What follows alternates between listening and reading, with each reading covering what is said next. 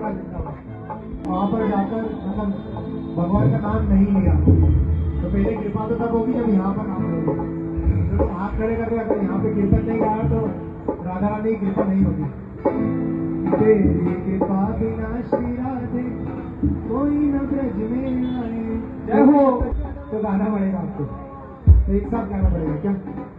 जय जय राधा जय जय श्री वृंदावन जय जय राधे जय